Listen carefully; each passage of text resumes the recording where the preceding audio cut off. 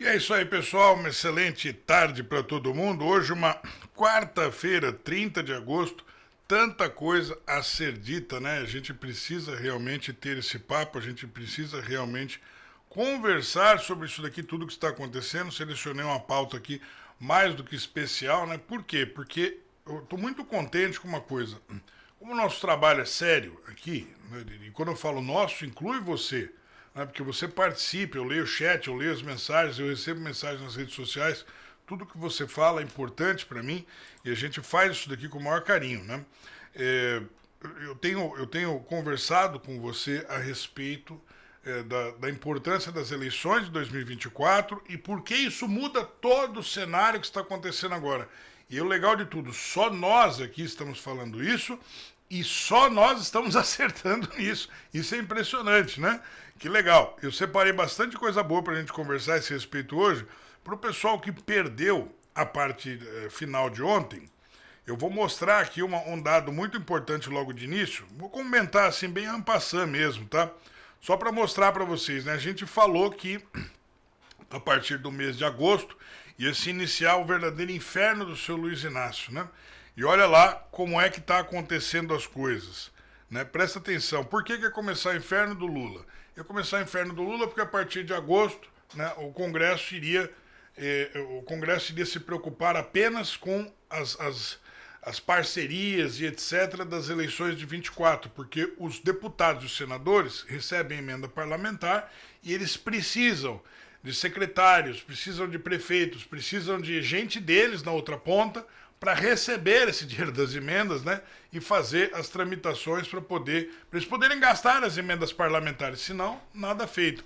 E e por que isso pode custar caro para o Lula? Porque as prefeituras não querem o Lula. Essa que é a real, né? Então isso está acontecendo inclusive no Nordeste. Vamos falar sobre isso hoje. Em primeiro lugar, olha como o pessoal de fato está, a gente está acertando, tá?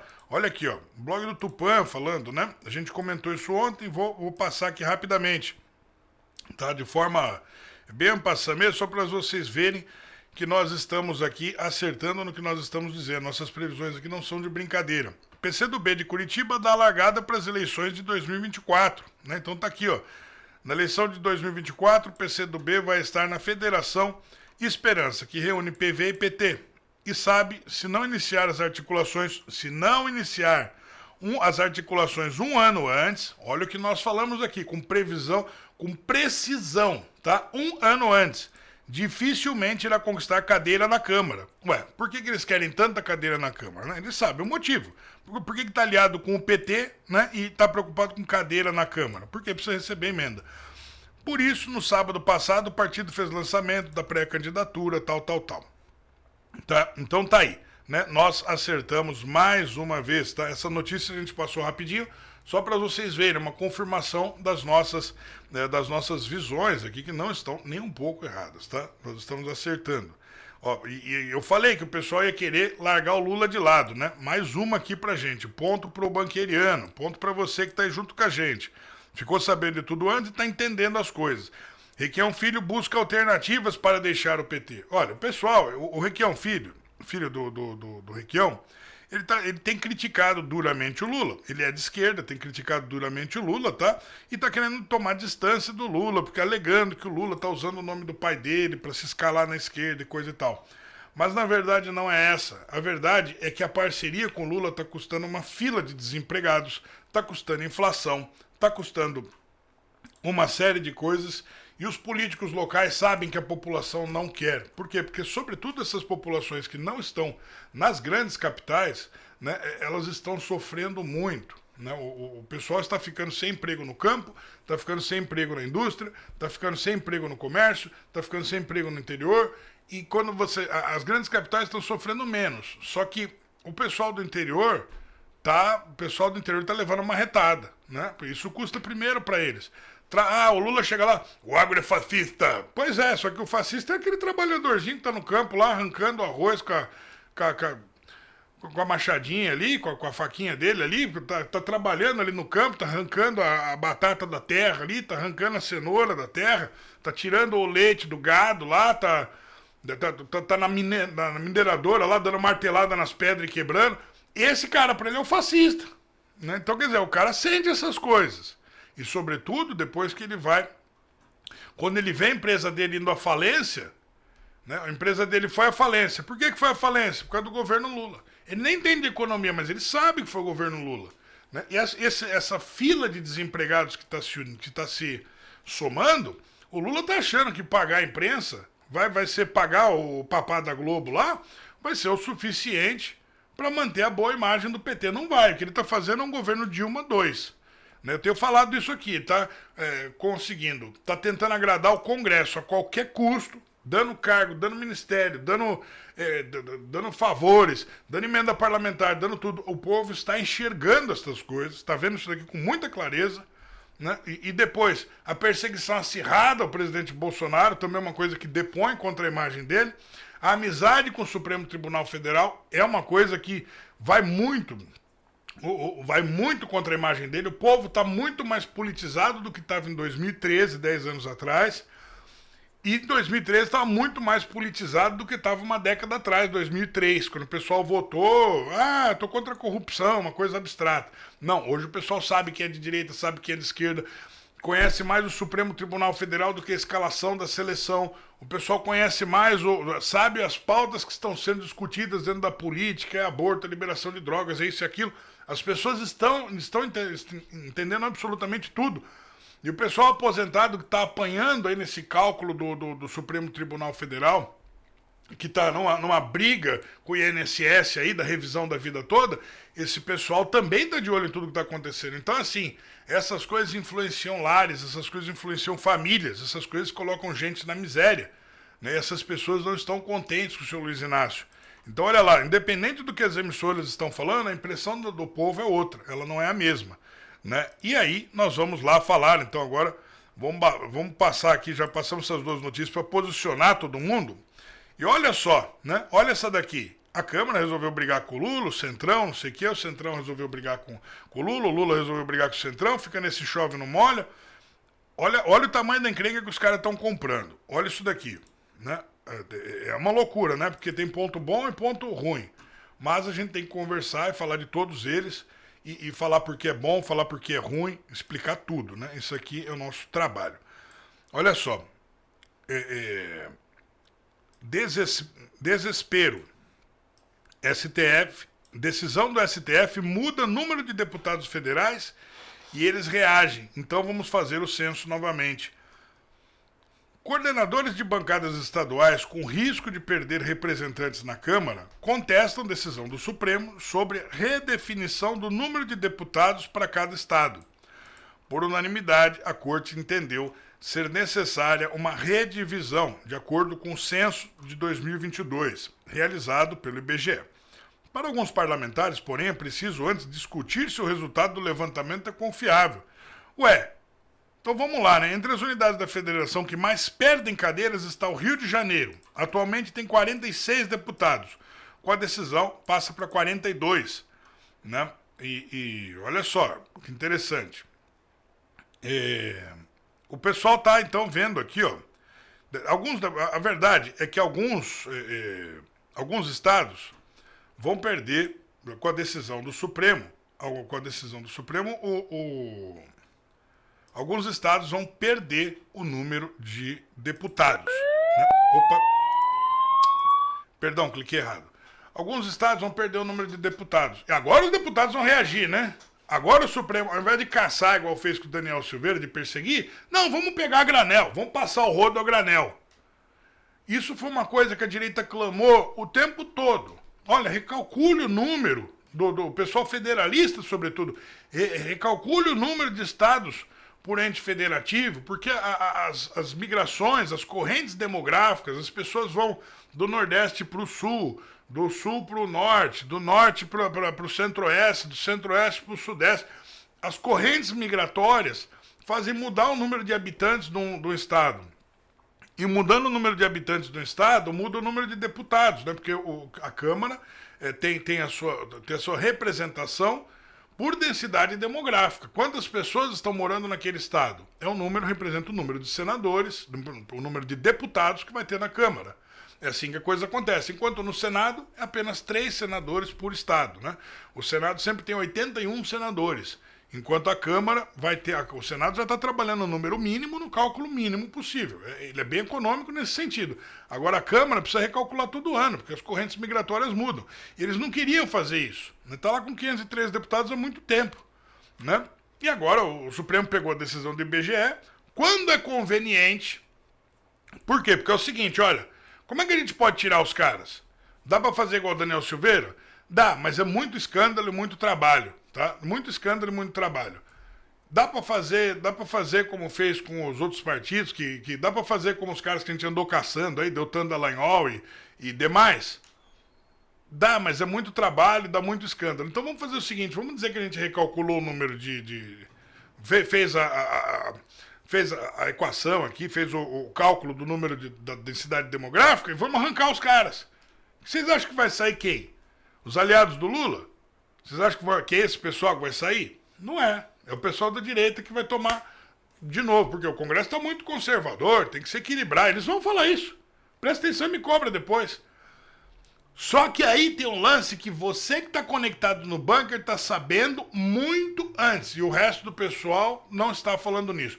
Farinha pouca, meu pirão primeiro. É assim que funciona a cabeça de deputado, é assim que funciona a cabeça de senador. Agora, a gente avisou o tempo todo. Pessoal, olha, estão pegando jornalista. Eles ficaram quietos. Estão pegando pessoas inocentes, ativistas na rua, estão pegando pessoas do povo que se manifestaram, gente que estava lá defendendo os deputegues. E eles, é verdade, estamos aqui indignados, vamos nos revoltar na rede social, dá seu like aí. Se você estiver na cadeia, manda o pessoal que está na sua família dar like aí. Quer dizer,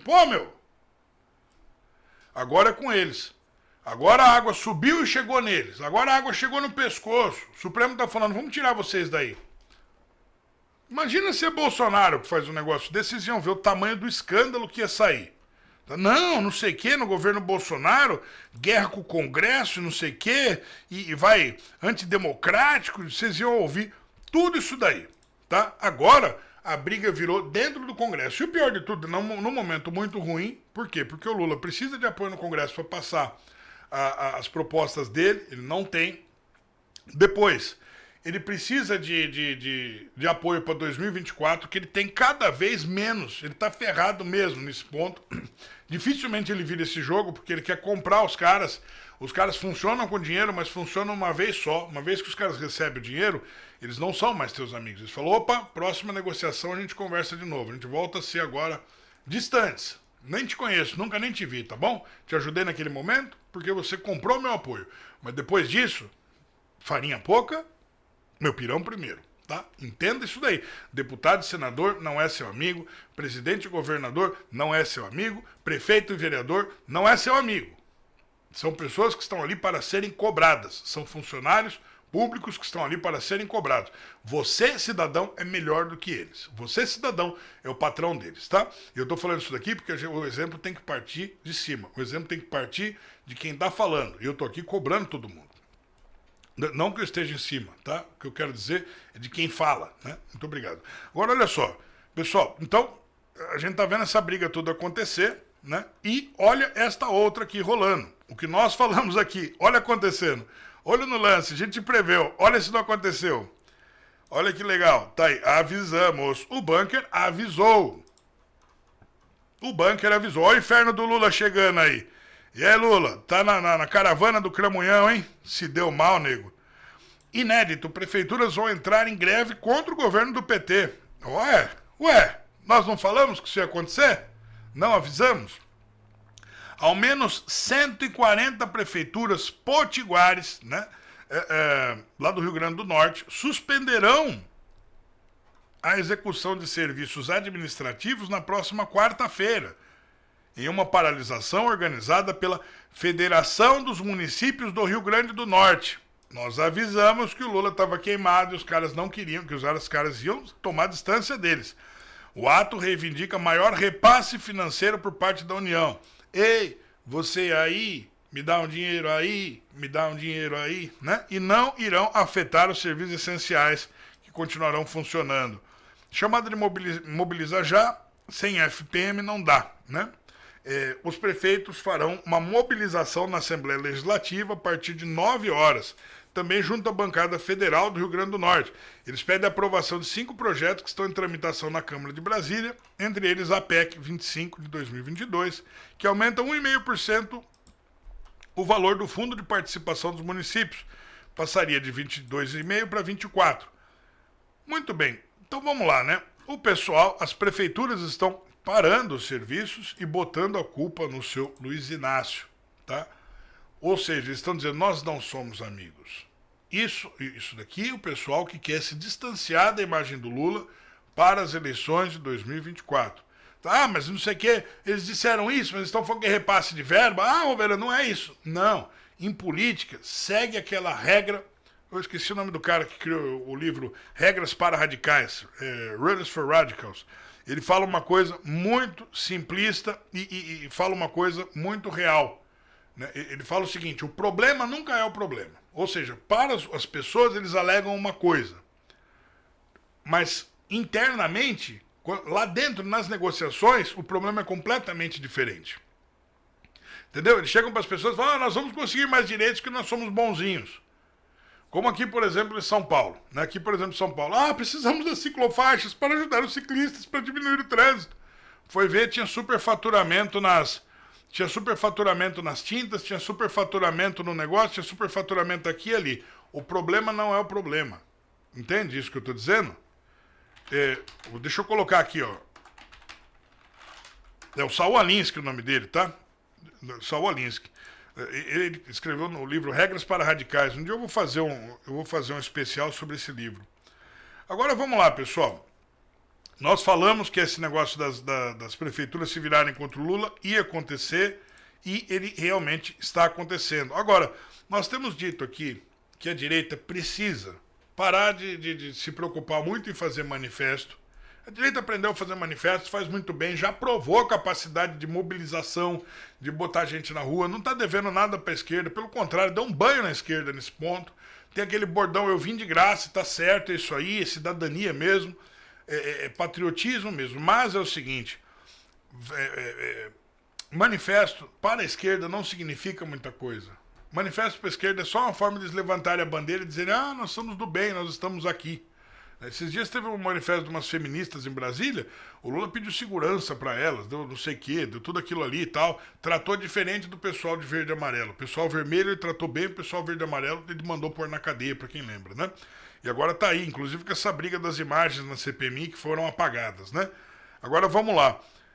Por que eu tô dizendo que a direita tem que se preocupar em tomar sindicatos, tem que se preocupar em tomar redações de jornal, tem que se preocupar em tomar reitorias de universidade, reitorias, sindicatos, redações de jornal. Não vou cansar de falar isso, porque é assim que esse é o verdadeiro poder, tá? Seu Roverão, o que eu faço com isso? Eu tenho dado exemplos e mais exemplos. Agora, presta atenção como que a esquerda não liga para manifestantes, tá?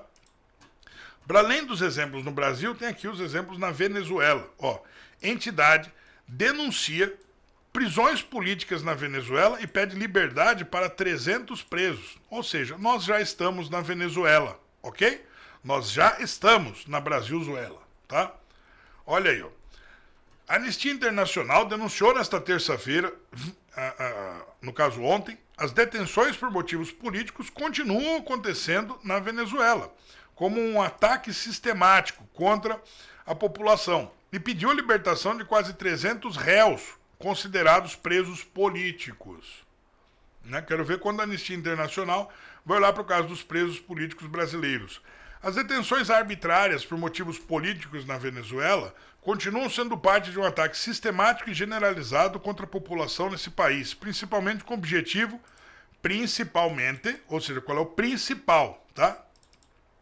Com o objetivo de silenciar aqueles que discordam do governo Maduro, ou com outros fins políticos. Ou seja, discordou do Maduro, tá? Discordou do amigo do Lula, tá? O Moraes de lá põe na cadeia também. Né? Tá aí. Tá aí.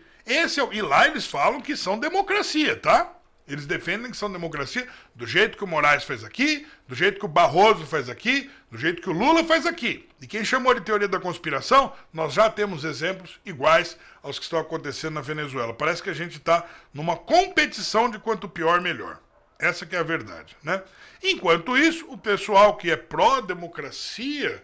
Não, ontem ou anteontem, o Fux anulou uma lei e disse que não, que eles falam que sob o manto do patriotismo gera pulsões de violência, quer dizer, falou muito bonito para fazer igual o que está acontecendo na Venezuela. E olha aqui, do outro lado, né? Do outro lado, olha a harmonia entre os poderes. Você que está aí, presta atenção. Harmonia entre os poderes aqui no bunker, olha lá. Olha os poderes como estão harmônicos. Os poderes estão harmônicos. Agora sim. Olha lá. Que beleza, hein, cara? Olha que beleza. Poder, harmonia entre os poderes, cara. Harmonia entre os poderes. O papá gordinho da Globo. Olha aqui, ó. Toffoli anula provas da Odebrecht contra Delcídio do Amaral. E Toffoli, né? Nossa, super honesto esse ministro, hein, cara? Daí, o ministro do Supremo Tribunal Federal, Dias Toffoli, anulou provas da Odebrecht que constam em seu acordo de leniência contra o ex-senador Delcídio do Amaral, em um inquérito que tramita na Justiça Eleitoral. Toffoli estendeu a Delcídio o mesmo entendimento que beneficiou Lula sobre as provas da Odebrecht em 2020. Sobre as provas, quem disser não havia provas, está anulou as provas. Ex-líder do governo Dilma, Delcídio do Amaral, foi preso em 2015 por suspeitas de obstrução da Lava Jato. Pare a Lava Jato, cara, eu vou ser preso, cara. Que pouco depois fechou uma delação premiada. Ó, cara, é o seguinte, já que eu tô ferrado, me prende aí que eu cagueto a parada. A decisão de Toffoli atinge os sistemas Drossys e MyWebDB, usados na Odebrecht para gerir o setor de operações estruturadas, conhecido como Departamento de Propina da Odebrecht, né? Departamento responsável por realizar o pagamento de propina a políticos, né? Ou seja, de comprar os benefícios da empreiteira, né? Então tá aí. A Odebrecht depois disso até mudou de nome, virou Novo Honor, né? De tão sujo que ficou o nome dela. Agora, existe um lance que é o seguinte, mais um, né, solto, mais um corrupto solto, né, mais um corrupto que deixa de responder à justiça, que sai limpinho, né, que sai limpinho, sai totalmente limpo aí agora, bonitinho, cantando e dançando, que nem tá lá Sérgio Cabral no Rio de Janeiro, olha, toda a turma, até André do Rap, que nem político não é, tá aí, né? Esse é o pessoal, esse é o governo que o TSE elegeu, né? Tá aí. O que o Lula tá fazendo é repetir o governo Dilma, tenho dito, ok? Agora, presta atenção, mais uma confirmação de que as leituras aqui do bunker que você e eu fazemos juntos não está errada, tá? Não estão erradas. Olha essa daqui, ó, nós avisamos, da série O Bunker Avisou e o Bunker Acertou. Olha aí que beleza, né? Olha aí, ó, nós avisamos. Prefeito do Rio Grande do Norte, que fez campanha com Lula, agora quer greve por falta de recursos, né? Tá aí, esse daqui é mais um prefeito lá daquela turma. Só que o destaque para esse aqui é porque ele fez campanha junto com o Lula, né? O prefeito da cidade de Nova Cruz, né, Flávio de Beroy, fez grande mobilização e campanha na cidade para o presidente Lula. Agora, por falta de recursos, quer paralisação contra a governadora Fátima, do PT e Lula. Quer dizer, tá sobrando para todo mundo. A Fátima não vai arriscar o feudo dela. A Fátima não vai arriscar o feudo dela, tá? Do Rio Grande do Norte, para beneficiar o Lula. O prefeito já tá abandonando ele, né? Porque o prefeito fala assim, ó, tudo que eu tenho é prefeitura, né? O prefeito, ele fala assim, tudo que eu tenho é a prefeitura. Eu não vou abandonar a prefeitura, né? Não vou abandonar a galinha dos ovos de ouro aqui para beneficiar o Lula, que não tá nem aí para mim. Né? Então que se dane o Lula nessa briga. E o Lula vai sentir isso daqui. Como nós avisamos, o inferno do Lula começaria em agosto. Começou, tá aí a prova do que eu estou dizendo, né? Isso daqui não há discussão possível, né? Agora tem uma muito interessante. Sobre o lance do Haddad, né? O Haddad não está se saindo bem na economia. Olha essa daqui, nós falamos, né? E mais uma vez nós acertamos, né? Olha aí. O ilusionismo matemático, né? O pessoal chamou assim, ilusionismo matemático de Haddad e o orçamento de 2024. Nos corredores dos ministérios de Brasília, técnicos e políticos discutem a dificuldade de Haddad em convencer o ministro da Fazenda, né, a dificuldade em convencer o ministro da Fazenda a alterar a meta fiscal para o ano que vem. Alguns identificaram o problema e entendem que as contas não fecham. As contas não fecham, ou seja, vai vir paulada no lombo dos empresários ou pedalada fiscal, como que nem a Dilma. O ministro, no entanto, está irredutível. Quem pudesse compartilhar da privacidade dele, talvez o visse em frente a um espelho, o Haddad, se você fosse um mosquitinho, entrasse lá na privacidade do Haddad, talvez você conseguisse ver ele na frente de um espelho, né, com as duas mãos na cintura, assim, fazendo posezinha assim, com as duas mãos na cintura, e repetindo a frase, em 2024 vamos zerar o déficit primário. Você consegue, né? Eles tentando se convencer a si mesmo disso. Uma voz baixinha de um humilde desavisado poderia, na tentativa de avisá-lo, completar o pensamento, né? Ou seja, se alguém quisesse o Haddad, tivesse um amigo a fim de ajudar ele, ia dizer assim, ó, para isso só precisamos de algo em torno de 100 bilhões, 150 bilhões ou 170 bilhões, que está chegando aí. O problema econômico do Lula está chegando na casa dos 200 bilhões. Está chegando na casa dos 200 bilhões. E o mercado está sentindo, o mercado está falando, Lula, se você está gastando tanto, está esbanjando, né? Você e a esbanja estão esbanjando.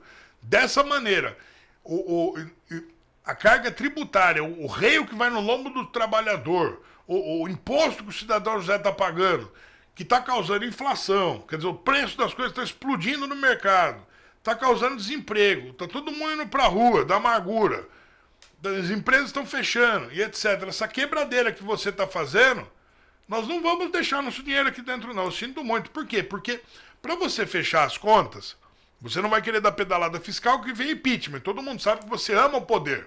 E o TSE ama você, né? Quer dizer, o TSE vai falar, não, é capaz do Barroso, com aquela vozinha dele, fazer, nós amamos a democracia é o Lula, né? E é capaz de fazer isso mesmo, né? O mercado está falando, nós não confiamos em você, nós vamos embora. Como falei no Twitter esses dias atrás, muito antes dessas coisas acontecerem, que a Faria Lima ia abandonar o Lula. Quer dizer, o setor dos banqueiros, os chamados Faria Limers, iam abandonar o Lula, iam abandonar o Haddad por causa desse tipo de coisa.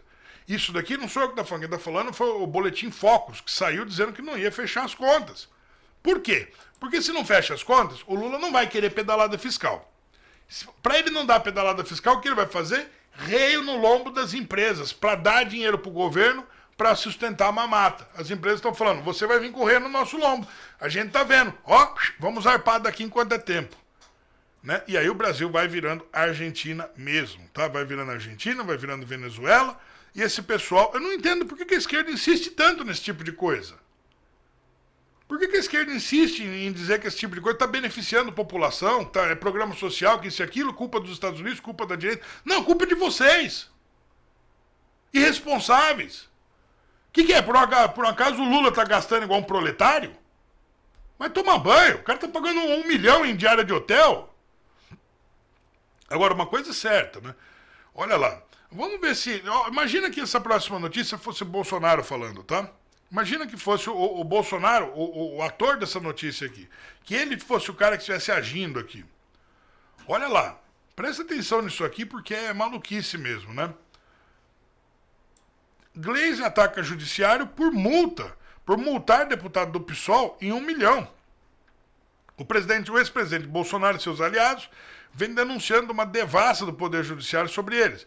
Principalmente nos últimos meses. Isso que está acontecendo com o presidente Bolsonaro é uma óbvia perseguição política. As reiteradas queixas de perseguição da justiça por parte dos políticos conservadores ocorre à revelia de Lula e seus asseclas, que sempre se mostraram indiferentes a esse fenômeno. É interpretado por muitos como ativismo jurídico dos togados, né? Ou seja, chama-se ativismo judiciário. É quando o juiz deixa de fazer justiça, deixa de praticar a lei para ser militante de esquerda lá dentro, o militante usando toga, né? É uma toga com brochezinho assim de foice e martelo ali, que é o que acontece no Brasil, sinto muito. Desta vez, a espada da justiça atingiu um deputado do PSOL, Glauber Braga, do Rio de Janeiro. Foi multado em 1 milhão por promover um ato de solidariedade à Marina Silva, perdão, a deputada Marina do MST, que é uma petista, né, em Lumiar, Nova Friburgo, Rio de Janeiro, contrariando uma limiar expedida do Tribunal de Justiça do Rio de Janeiro, né, que impedia a manifestação, por entender que o local não oferecia dimensões urbanas para sediar o evento. O ato não teria ocorrido, embora o deputado tenha ido até o local no domingo, no dia do evento, para conversar com pessoas que tivessem visto o cancelamento, de acordo com o relato do parlamentar feito ao Jornal da Globo. A manifestação foi convocada pela deputada Marina do MST, após a deputada ser agredida por adversários durante a plenária em Lumiar. Então, quer dizer, o papo é o seguinte: os caras foram fazer um manifesto lá em Nova Friburgo. Quando você vai fazer um manifesto no Brasil, você tem que avisar as autoridades. Por quê? Porque você fala assim, olha, quantas pessoas você espera nesse manifesto? Ah, nós calculamos que vai não sei quantas mil. Então as autoridades têm um cálculo, dizem, olha, geralmente manifesto ocupa X pessoas por metro quadrado.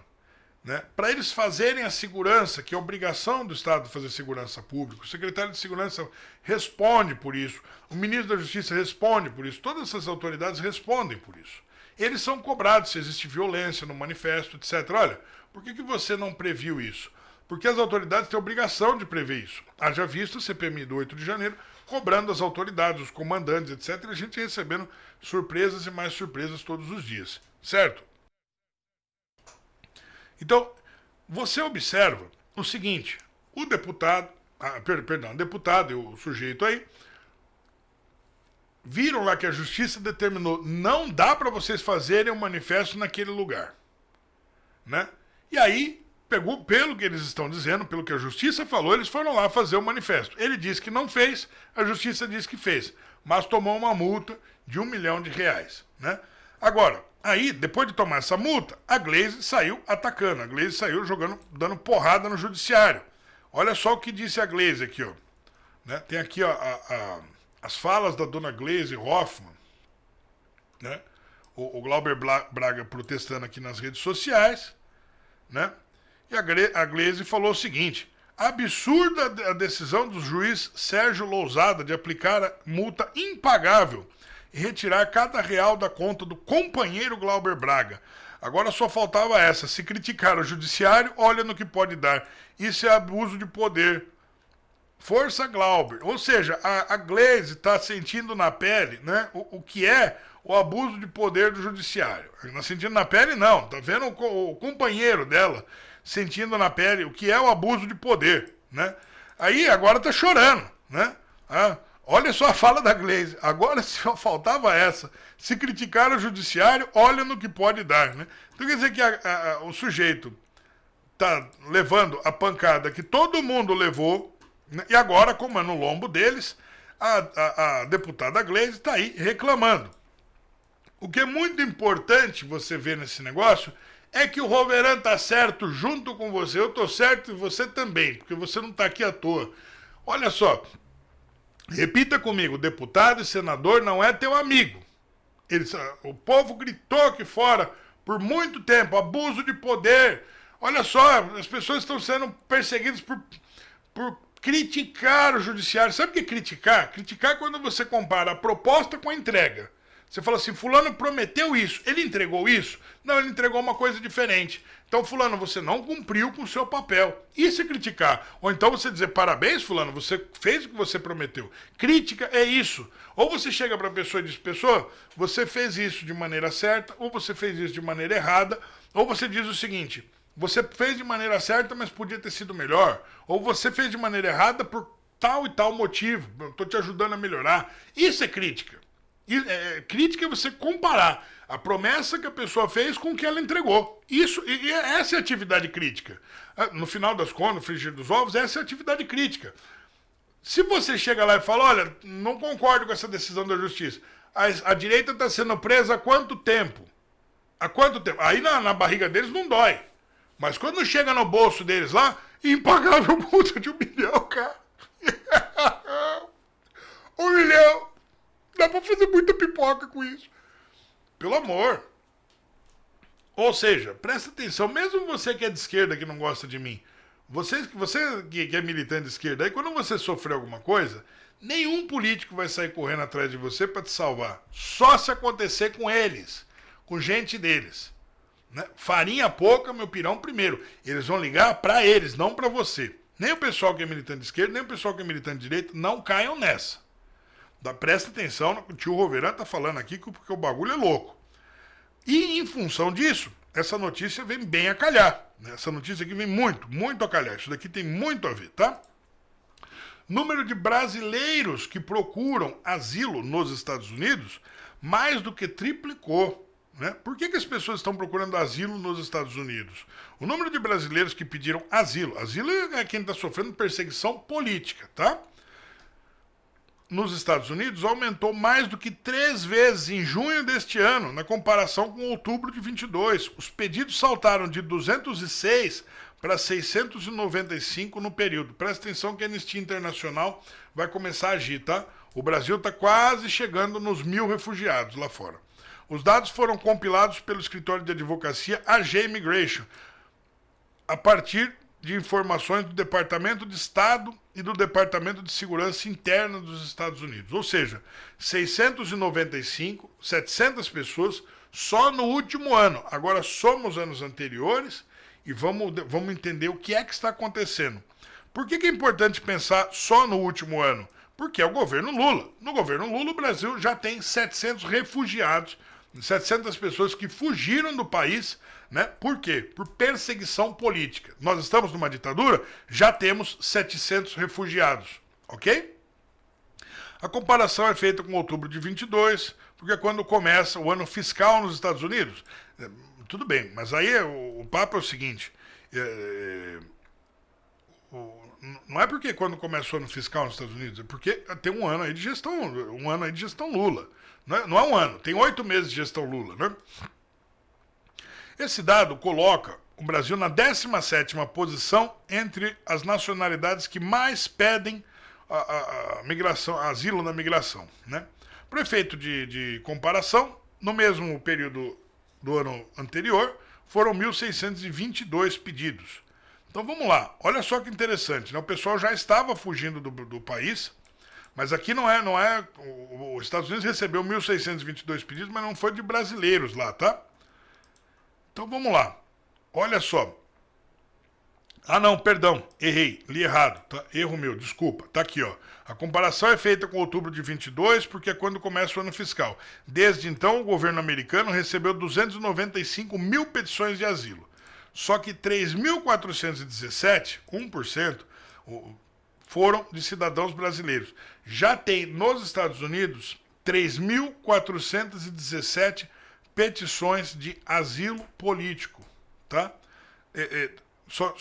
Sendo que dessas 3.000, praticamente 3.500 pedidos de asilo político lá fora, 700 já foram atendidas, né?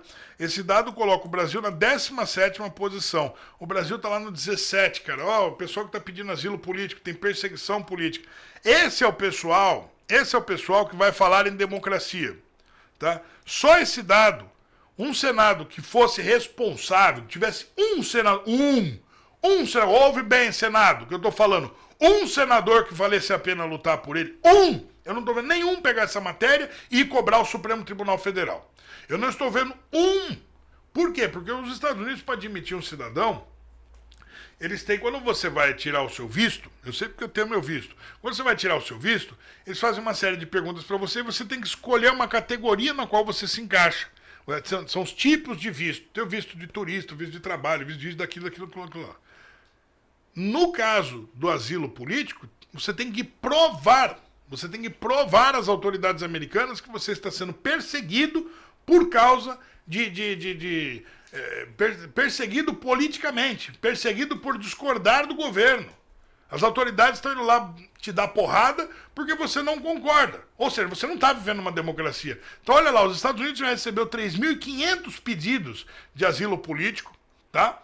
E desses 3.500 pedidos de asilo político, 700 já foram aprovados. Ou seja, 700 pessoas já aprovaram as autoridades americanas que estão sofrendo perseguição política no Brasil. O Senado tem a responsabilidade de cobrar o Supremo Tribunal Federal. O que é que esses paspalhos estão fazendo? Responde para mim, senhor senador. O que é que você, o bunda mole, está fazendo? Explica pro Rovera. Explica pro Rovera. Eu quero um senador. Um senador que esteja cumprindo a função dele. Um. Dos 81 senadores, eu quero um e não mais do que um. Como que uma situação dessas pode continuar no Brasil? O que é que você, senador, está fazendo aí? O que é que você, senador, está fazendo? Vai embora, cara. Pega sua mala e vai embora. Você é um inútil. Você não serve para cobrar o judiciário. Você é um tanga frouxa. Olha, esse pessoal, a gente vê essas coisas acontecendo, tá ali, posando, bonitão, senador. Tá fazendo o quê? Você não cumpre sua função, você é um nada. Você é um nada. Você é um parasita. Estou afirmando categoricamente, os 81 senadores brasileiros são parasitas. Não estão cumprindo a função de fiscalizar o judiciário. Essas 700 pessoas que saíram do país por perseguição política, a culpa disso estar acontecendo no país recai sobre o Senado. Recai sobre o Senado. Eu não estou vendo um senador fazendo nada, absolutamente nada sobre isso. Tá? Não existe um pedido de investigação. Onde que tá? Onde que chegou na PGR lá um pedido? Ó, escuta, eu quero investigação sobre essas 700 pessoas que saíram. A entidade, por gentileza, me descreva aqui que nós vamos entrar em contato aqui, nós vamos botar os ministros que fizeram isso. O pessoal das autoridades que fizeram isso vão ter que responder. Vão ter que nos responder por isso aqui. Porque aqui dentro tem que ser uma democracia. Se o cara foi aprovado lá como perseguido político é porque ele provou a perseguição política. Não tem um senador que esteja cumprindo o seu trabalho. E essa matéria é a prova disso. Tá? Essa matéria é a prova disso. Essa matéria aqui é a prova disso.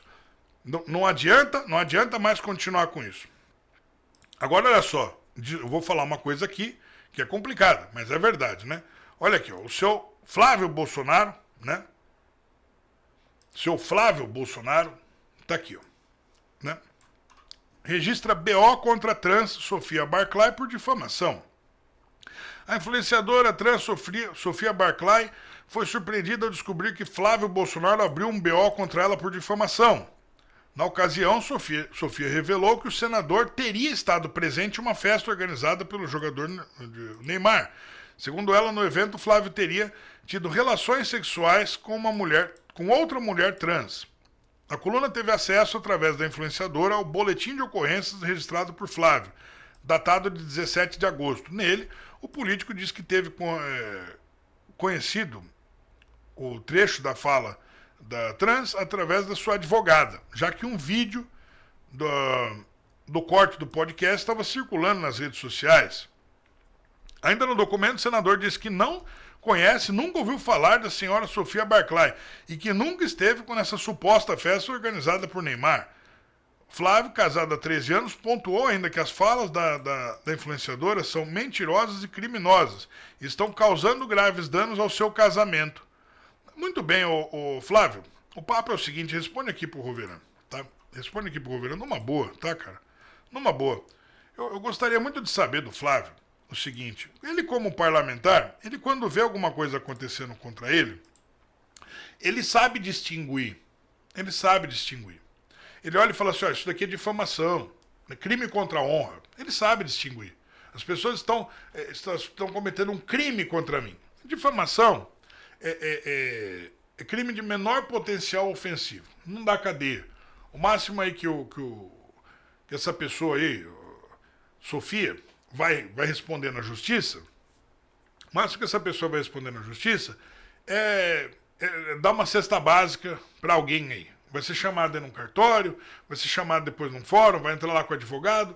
O pessoal não quer levar essas coisas às últimas consequências e vão fazer acordo, o promotor mesmo vai lá no corredor, eu conheço esse processo, eu já tive lá, cara. O promotor vai chegar para o advogado lá no próprio, o advogado de defesa vai chegar lá no próprio corredor do fórum e vai falar assim, cara, faz um acordo, você dá uma cesta básica, esse inquérito nem vira processo, tá?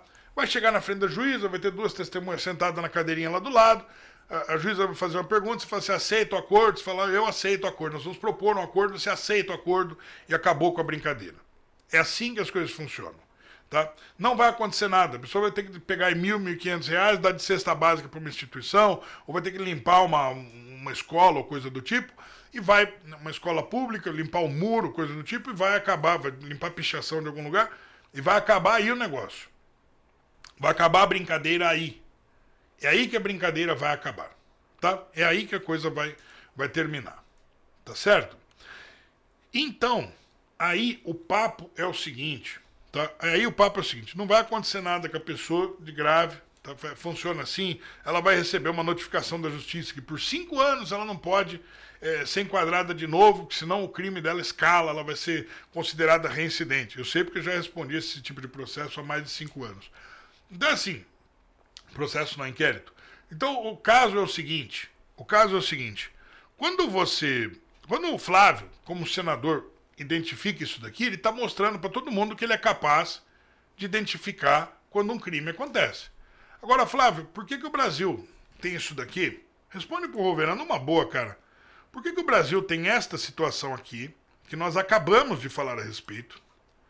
Né? Estou perguntando para um senador de direita, tá? Tá aqui, ó, que carrega o nome do pai. Flávio, explica isso daqui pro Rovera, por favor. Ó, por que isso daqui está acontecendo? Tem o número aqui, os números são das autoridades americanas, tá aqui, 3.417, vamos arredondar para 3.500, né, de pedidos que chegaram nos Estados Unidos no último ano, sendo 695 que foram aprovados, ou seja, 700 pessoas provaram que estão sofrendo perseguição política. E você não faz nada. Você, como senador de direita, filho do presidente Bolsonaro, aclamado aí pela população, eu sou eleitor do Bolsonaro. Por que você não está fazendo nada a esse respeito? Você sabe quando é para defender sua honra, salvar seu casamento, você sabe fazer. E essas pessoas, você não se importa com elas? Essas pessoas estão lá, muitas delas estão lá por sofrer perseguição política. O Senado tem que cobrar o judiciário nisso. Eu sinto muito, não venha me falar de estratégia política que eu não tô nem aí. Eu não tô nem aí. Sinceramente, eu não tô nem aí. Estratégia política que eu vi até agora botou, olha, a estratégia de vocês aí botou o Lula no poder. Tá, eu sinto muito. O Lula tá lá. E o Brasil tá afundando. O pessoal que acreditou, não, estratégia, isso e aquilo, olha a estratégia aí. Olha a estratégia. Eu sinto muito, cara. Nós estamos aqui para cobrar. Gostando ou não, nós estamos aqui para cobrar e vamos fazer isso, tá? De todos os 81. Então, o papo é o seguinte, né? Isso daqui tá aí. Agora, vamos mudar um pouquinho de assunto, porque essa daqui é super engraçada. Olha isso daqui. Presta atenção no Roverão. Olha aí. Com baixo índice de audiência, Globo decide cancelar o The Voice. Ué, o The Voice, por que a Globo tá tirando o The Voice do ar? Porque não tem ninguém assistindo a emissora a mais. Após pouco mais de uma década no ar, depois de 10 anos, a Globo decidiu que não dará prosseguimento ao The Voice Brasil. Após a 12ª temporada, o reality encerrará o programa que está sendo apresentado pela Fátima Bernardes. Né? Nos últimos anos, a atração amargou baixos índices de audiência. Ninguém quer ver o The Voice mais. Né? Em 2023, o The Voice chega à 12ª, ou seja, a 12ª e última temporada. Muito bem. Pois é, né? Então, o que a gente está falando aqui? A gente está falando que a Globo vai ter uma das suas principais bandeiras, né? Um dos seus principais programas, uma das suas principais atrações canceladas por falta de audiência. Pessoal, isso é muito duro para o pessoal da Globo, tá? Cancelar uma atração por falta de audiência. Tá? Olha aí que legal, né? Cancelou uma atração por falta de audiência. Vocês vão, então, agora serem... Vocês vão agora, como não tem ninguém assistindo, o próprio... Teve um ator da Globo, esqueci o nome dele agora, que saiu dias atrás, ele saiu e disse assim, eu não ligo de sair da Globo. A Globo não tem mais audiência. E isso é verdade, tá? Olha aqui, ó. Tá lá, ó. Vamos falar dessa daqui também, porque é muito importante falar isso daqui, tá? Isso daqui não pode, esse tipo de coisa aqui não pode acontecer. Jornalistas censurados na CPMI do 8 de janeiro. O presidente da Comissão Parlamentar Mista de Inquérito do 8 de janeiro, deputado federal Arthur Maia, do União da Bahia, publicou na tarde de segunda-feira um ato que proíbe a captura de imagens de conteúdo privado de terceiros sem autorização, né? Por jornalistas que acompanharem as atividades da CPMI. O texto ainda impede a divulgação de informações privadas ou classificadas como confidenciais pela Comissão Parlamentar de Inquérito sem expressa autorização. Além disso, o ato prevê sanções, as quais não são descritas, aos jornalistas que não cumprirem o dispositivo. A decisão se deu depois do fotógrafo da EBC, né, que é o fotógrafo que trabalha para o governo, Lula Marques. Olha o nome do cara, Lula Marques, né? Se você substituir esse Marques aqui por Marx, M-A-R-X, você vai ver como que o cara foi criado, você já imagina. Ser descredenciado ao registrar e publicar em suas redes sociais uma foto de troca de mensagens do senador Jorge Seif, do PL de Santa Catarina, com uma jornalista sobre o mandado de busca e apreensão envolvendo Jair Bolsonaro, filho do ex-presidente Bolsonaro.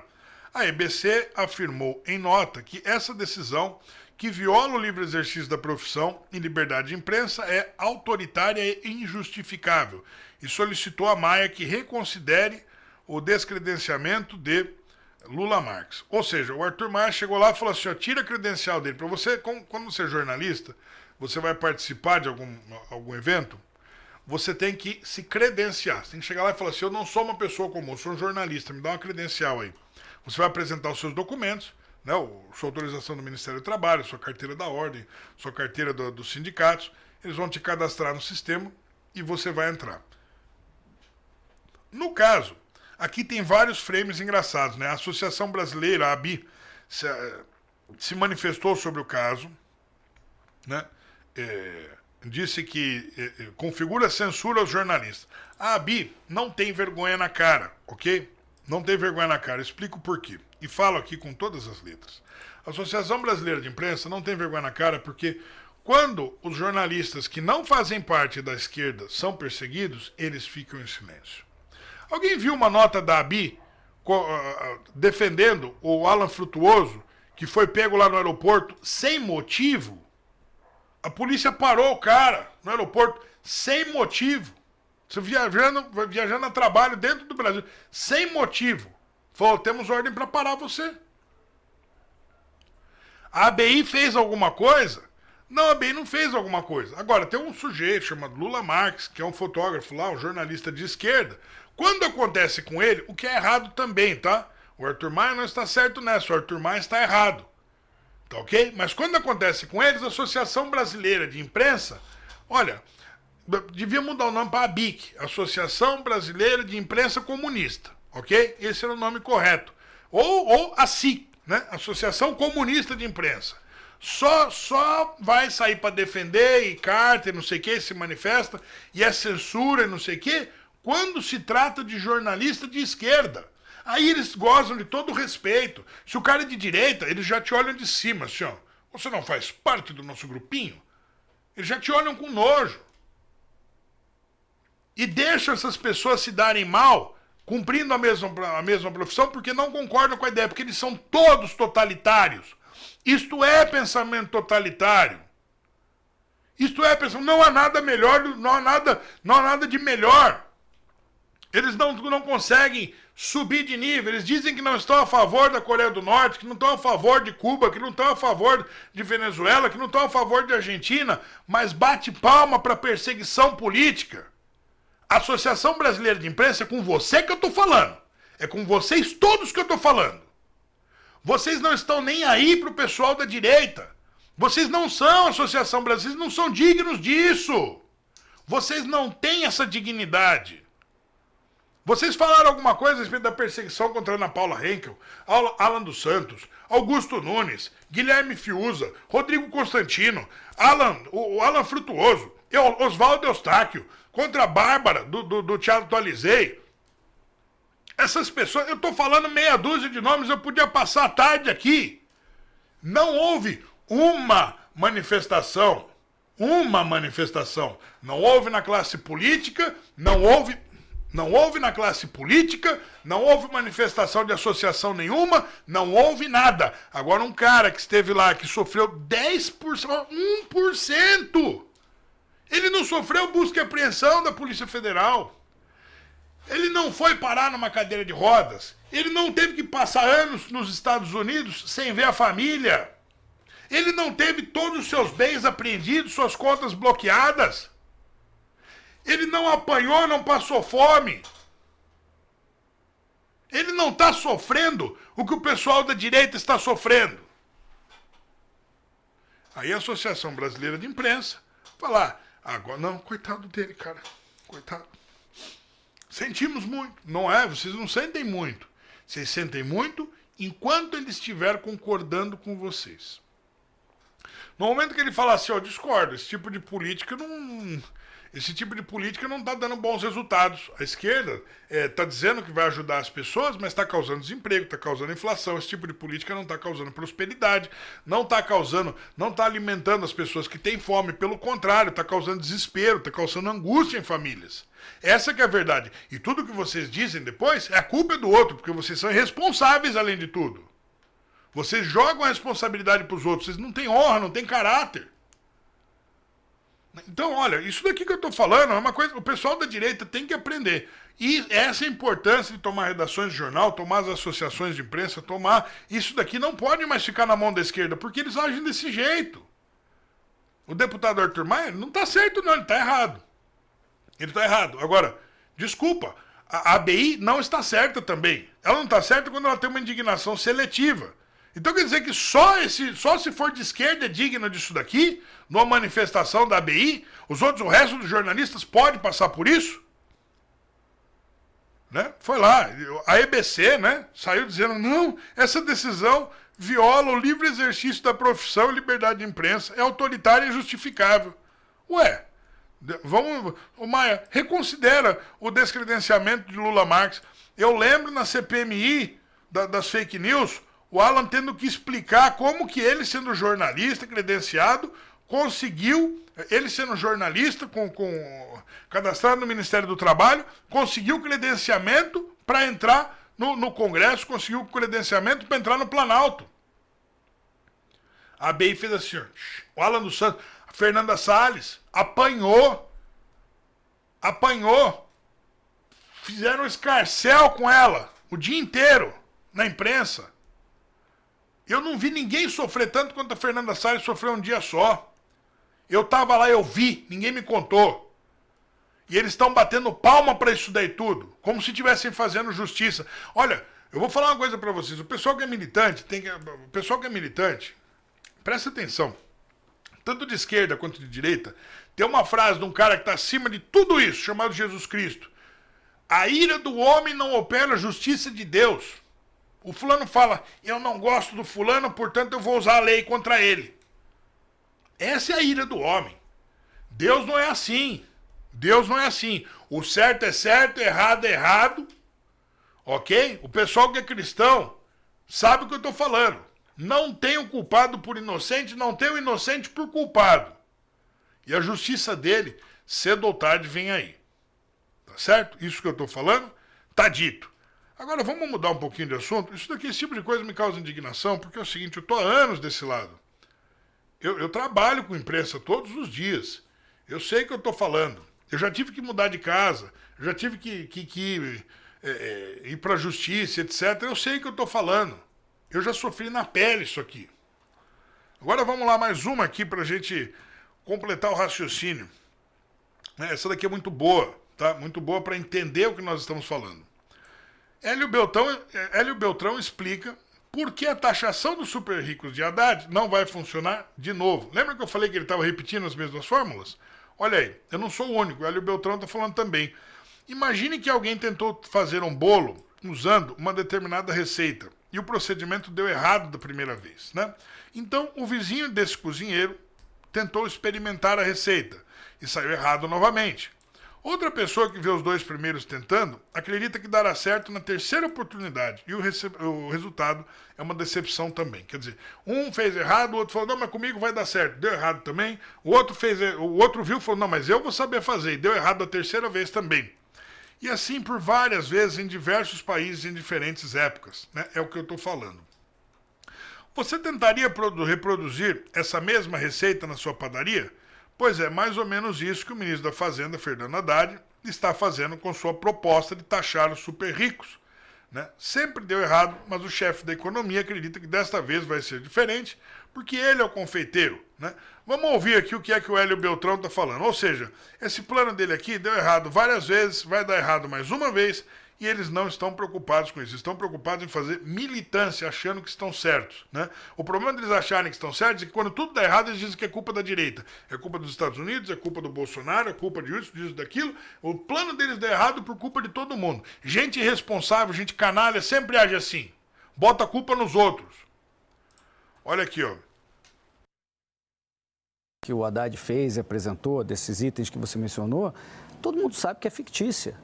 Você mencionou o CARF. O CARF é o governo dizendo, agora no âmbito administrativo, eu vou dizer que o governo tem o voto para decidir sozinho e aí eu posso impor essa taxação e arrecadar esse dinheiro, mas no minuto seguinte você judicializou. A gente já tem um contencioso gigantesco, isso vai para a justiça, depois o governo vai perder, porque você está forçando a barra. Você não está indo para o CARF como um julgamento que deveria ser equilibrado e isento. Você está indo para dizer, não, agora eu sou o governo, eu mando e eu vou decidir com o voto em bloco que aquilo ali vai ter que ser arrecadado. Não vai funcionar. Eu mencionei ontem sobre a taxação dos fundos exclusivos. Tentei mostrar que é inócuo ou prejudicial. Vai cair a arrecadação, porque o dos offshores é a mesma coisa. Ambos, elas provocam uma diminuição da base de arrecadação, uma deterioração da base de arrecadação, porque as pessoas que têm recursos... Retiram e botam, por exemplo, ontem ele falou no fundos exclusivos, ele está dizendo, agora eu quero que seja taxado como come-cotas. A cada 6 meses eu vou lá e tiro os rendimentos antes de você resgatar. Tá bom, aí vai lá o rico e coloca isso no fundo de ações, que volta à taxação normal, ou ele mesmo passa a administrar um fundo em conjunto com um banco, com uma taxação normal, sem o come-cotas. Isso vai acontecer naturalmente. No caso da taxação do offshore, é a mesma coisa. A deterioração da base de arrecadação ocorre porque o rico tem uma enorme mobilidade para chegar e falar, não, agora você é residente fiscal no Uruguai, se vai me perseguir os ricos, tá bom, não quer meu dinheiro aqui, não quer meu capital aqui para ajudar o desenvolvimento do Brasil, eu levo meu capital lá para fora, não sou mais residente no Brasil. Isso aconteceu na Argentina e continua acontecendo, vai todo mundo para o Uruguai, isso aconteceu na Venezuela lá atrás e na Europa, quando tentaram fazer algo similar, aconteceu igual. Se você quer ajudar a meta fiscal do ano que vem, você não deveria estar fazendo isso, porque você está correndo o risco de ter um pequeno aumento temporário de alguns meses, apenas o tempo de transição suficiente para esses ricos se adaptarem e fazerem o que eles têm que fazer.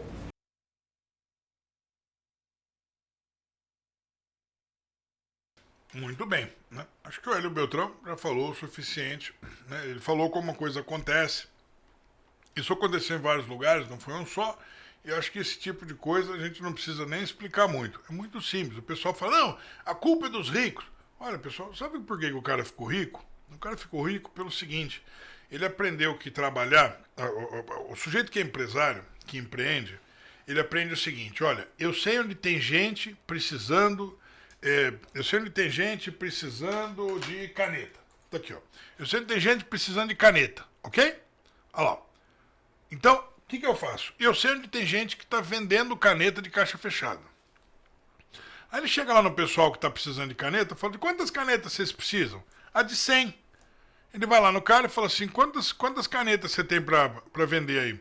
Ah, uns 200. Tá bom. Quanto que você quer vender essas 200 canetas? Ah, a R$5 cada uma. Vai lá no pessoal que está comprando e fala assim, olha, essas canetas aqui, eu tenho elas aqui a R$7. É muito caro. Não, eu consigo fazer a 6. Então pode trazer as 100 canetas. Ele vai ganhar R$1 por caneta. Aí ele fala assim, ele fala, opa, eu sei quem quer comprar, eu sei quem está vendendo. Consegui uma taxa de lucro em cima delas. Então eu vou fazer. Aí ele chega lá no cara que está vendendo e fala assim, fulano, você que está vendendo, você consegue me dar um prazo de 30 dias para te pagar? Consigo. Tá bom, obrigado. Então me vende aqui as 100 canetas. Ele vende, ele pega as 100 canetas, vai lá, que ele comprou por um preço, comprou a R$5 e vende a 6. Ele vai lá e vende. Aí o cara paga ele começou sem nada. O cara paga ele pega esse dinheiro, tira o dinheiro dele, os R$100 dele, e vai lá pro outro e paga os 500 do outro. E o negócio está fechado, o negócio depois de fechado está realizado além de tudo. E ele fala assim, opa, agora eu sei onde tem gente que sempre precisa de caneta. Uma vez por mês, essas pessoas compram caneta, cerca de 100 canetas, uma vez por mês. Eu estou supondo, tá? Isso funciona com tudo. Todo comércio funciona assim. Eu sei onde essas pessoas têm a necessidade desse bem, sei lá, uma vez por mês, uma vez a cada 2 meses, uma vez a cada 6 meses. E ele vai procurando novos clientes e tal. Eu já sei onde vende, eu já sei quem compra. Vamos ver se eu encontro gente que vende mais barato. Opa, tem uma concorrência, tem um cara que está vendendo a 4,5. Opa, tem um cara que tem gente que precisa de mais 300 canetas ali. E com esta procura de atender a necessidade de quem está pedindo para ele, olha, eu preciso atender a necessidade desse povo que quer comprar caneta. Né? De tanto ele se esforçar para atender a necessidade dessas pessoas, o volume de negócios dele vai crescendo muito. De repente ele fala, eu não dou conta sozinho. Aí ele precisa contratar alguém. Aí ele vai ter que pagar um salário para essa pessoa. Só que o salário vai ser tirado daquela margem de lucro. Se ele está vendendo aquele produto e está ganhando R$100 em cima daquela venda, uma parte disso daí vai ser para pagar o funcionário. Ele não pode fazer tudo. E geralmente, no começo de um negócio, o cara, para manter a atividade e fazê-la crescer, o funcionário às vezes ganha mais do que o empresário. O empresário, suando e falando, eu tenho um cara aqui que vai lá buscar e que entrega, eu tô pagando 60 para ele, tô ficando com 40. Tô pagando 70 para ele, tô ficando com 30. E ele vai fazendo isso daí, o negócio vai aumentando de volume, até que essa pequena margem que ele ganha vai se somando e ele começa a ficar rico. Quando essa atividade cresce, ele vai contratando mais gente, ele vai ficando rico. Isso é o comum, isso é o normal, o cara saiu do zero. É assim que funciona a atividade empresarial, em todo canto. Aí vai a esquerda e fala, igualdade social, pessoal, vamos taxar os super ricos. O que é o super rico? O super rico é o cara que fez isso. Então a gente vai lá, vai dar uma paulada nele. Pô, pessoal, é o seguinte, o governo veio aqui, me botou imposto que eu não consigo pagar, eu vou ter que parar a minha atividade. Eu não posso mais atender o pessoal que precisa de caneta. O pessoal fala assim, agora a gente compra de quem? Não sei, eu sei que eu estou fora do mercado. Mas você tinha 100 funcionários aqui trazendo caneta pra gente todo mês. Pessoal, desculpa, eu não tenho condição de pagar. Manda todo mundo embora. Pessoal, toma aqui o seu chapéu aí, vamos dividir as coisas aí. Eu não tenho condição de pagar esse imposto que o governo colocou. Ele pegou e jogou, quis tirar meu dinheiro aqui, ele achou que eu não mereço esse dinheiro. Então a conta na cabeça de comunista é assim, a Margaret Thatcher já dizia que o socialismo só funciona enquanto os outros têm dinheiro para eles tomarem. Isso é roubo. Socialismo é roubo. Por isso que a bandidagem gosta do socialismo. Não é difícil você ver bandido comunista. Só que uma hora o dinheiro dos outros acaba. Uma hora eles fazem a mesma política do seu Hitler, né, que dizia colocar o empresariado de joelhos. É isso que eles fazem. Ou seja, estão prejudicando as pessoas que estão dando emprego.